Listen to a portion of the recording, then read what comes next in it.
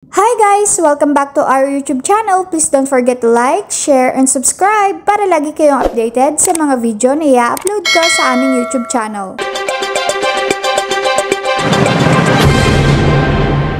Oo. So itong 2025 ay tutulong tayo para talagang magkaroon ng tamang budget ang ating komisyon para mapatakbo na ng mabuti ang komisyon natin at may patupad na, ma-implement na lahat ang programs and projects para sa ating mga senior citizen. Pero ma'am, baka ayan, po pwedeng matulungan Nanay din Salve. Yes, yung DSWD, yung pagtra-transfer, may mga ano na rin, may mga programs and projects na rin na na-transfer.